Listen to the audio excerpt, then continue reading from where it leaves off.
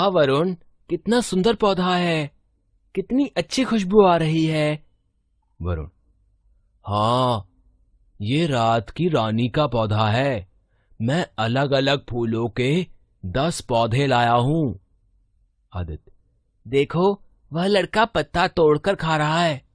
वरुण, हाँ, नीम के पत्ते खाने से अनेक बीमारियां दूर हो जाती हैं। आदित्य, मेरी दादी भी कहती है कि नीम बीमारी भगाने वाला पेड़ है। पौधे लगाकर वातावरण सुंदर और स्वच्छ हो जाएगा। इन दोनों ने वाक्यों में एक और अनेक का बोध कराने वाले शब्द भी बोले हैं, जैसे एक, अनेक, पौधा, पौधे, पत्ता, पत्ते, बीमारी, बीमारियां। संख्या का बोध कराने वाले ये शब्द वचन कहलाते हैं। अतः हम कह सकते हैं, शब्दों के जिस रूप से उसके एक या अनेक होने का पता चलता है उसे वचन कहते हैं। वचन के भेद। हिंदी में वचन के दो भेद होते हैं, एक वचन, बहुवचन। एक वचन शब्द के जिस रूप से एक ही प्राणी, वस्तु या स्थान का ज्ञान होता है उसे एक वचन कहते हैं। यह घड़ी दीवार पर टांग दो। दादाजी छड़ी के सहारे चलते हैं। पुस्तक मेज पर रखी है। वाक्यों के रंगीन पद एक प्राणी या वस्तु का ज्ञान करा रहे हैं, अतः ये एक वचन की संज्ञाएं हैं।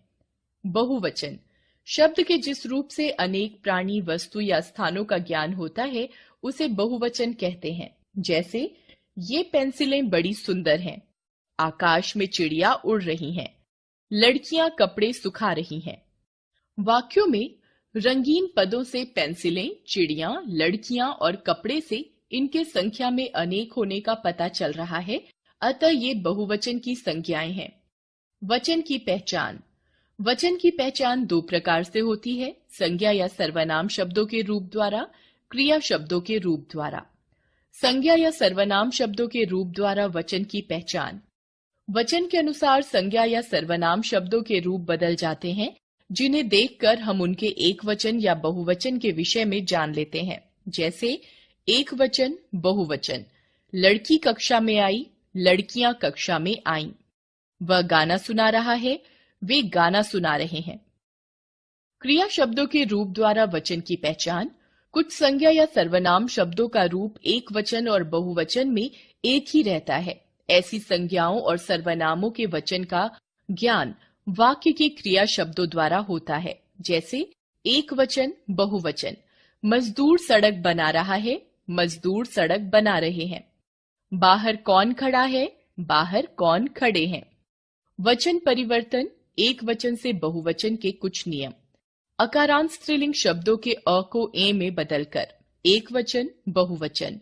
बेल, बेलें, सड़क, सड़कें, दीवार, दीवारें, मेज, मेजें, कलम, कलमें, भैंस, भैंसें, नहर, नहरें, बात, बातें। इकारांत स्त्रीलिंग शब्दों में या जोड़कर पंक्ति, पंक्तियां, समिति, समितियां, जाति, जातियां, नीति, नीतियां, निधि, निधियां।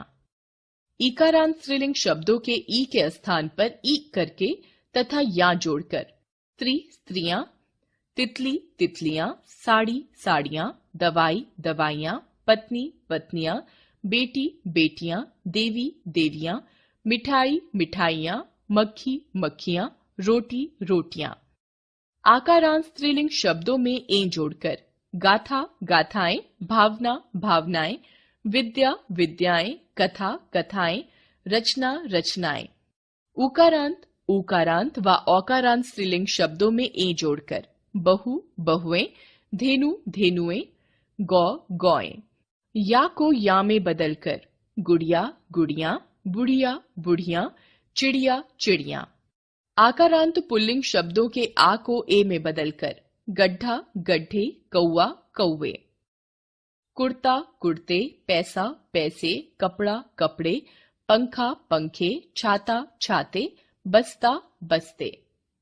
अ, आ, ई, अ, उ और अ से समाप्त होने वाले शब्दों के साथ कारक चिन्हों का प्रयोग हो तो इनका बहुवचन रूप ओ या यों जोड़कर बनाया जाता है। जैसे, एक वचन, बहुवचन। बालक फुटबॉल खेलता है, बालकों ने फुटबॉल खेली। वे अपने घर चले गए, वे अपने घरों को चले गए। पेड़ मत काटो, पेड़ों को मत काटो। संबोधन में अ या आ के स्थान पर ओ और ई या ई के स्थान पर यो हो जाता है, जैसे बहन बहनों, भाई भाइयों, माता माताओं, मुनि मुनियों। वचन संबंधी ध्यान देने योग्य कुछ नियम। एक वचन के स्थान पर बहुवचन का प्रयोग। सम्मान या आदर प्रकट करने के लिए एक वचन के स्थान पर बहुवचन का प्रयोग किया जाता है, जैसे गुरुजी कक्षा में आने वाले हैं, आज मंत्री जी पार्क का उद्घाटन करेंगे, डॉक्टर साहब अभी अभी गए हैं, प्रेमचंद उपन्यास सम्राट कहलाते हैं, अमेरिकी राष्ट्रपति भारत की यात्रा पर आ रहे हैं। अपना बड़प्पन प्रकट करने के लिए एक वचन के स्थान पर बहुवचन का प्रयोग किया जाता है, जैसे राजा बोले, हमें एक साहसी और ईमानदार सेवक चाहिए। हमने कहा कि तुरंत भीतर जाओ। आदर प्रकट करने या शिष्टाचार पालन के लिए तू के स्थान पर तुम या आप का प्रयोग किया जाता है, जैसे आप कहाँ जा रहे हैं, तुम 2 दिन के लिए और रुक जाओ। बहुवचन के स्थान पर एक वचन का प्रयोग।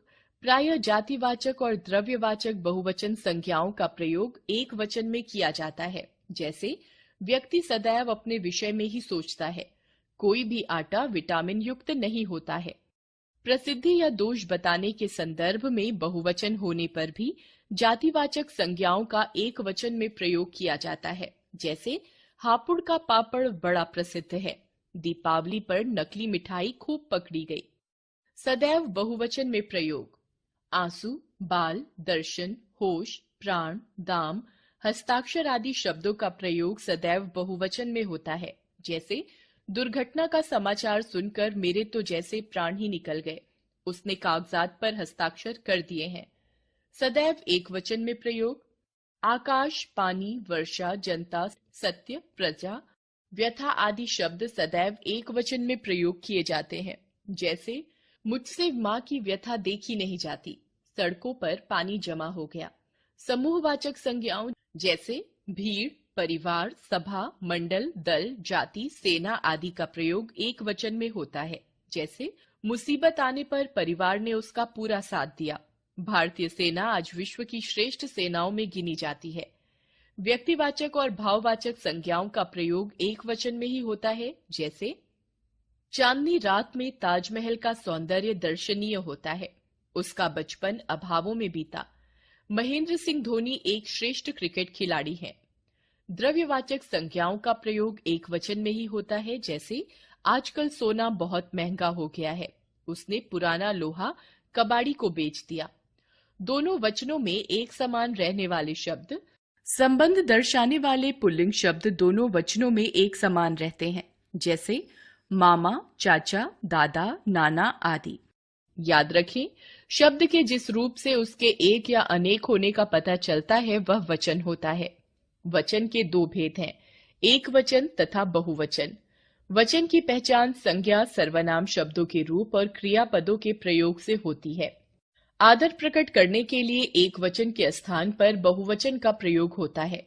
जातिवाचक और द्रव्यवाचक संज्ञाएं अपनी पूरी जाति का ज्ञान कराती हैं, किंतु उनका प्रयोग बहुवचन में न होकर एक वचन में होता है। समूहवाचक संज्ञाएं एक वचन में प्रयुक्त होती हैं।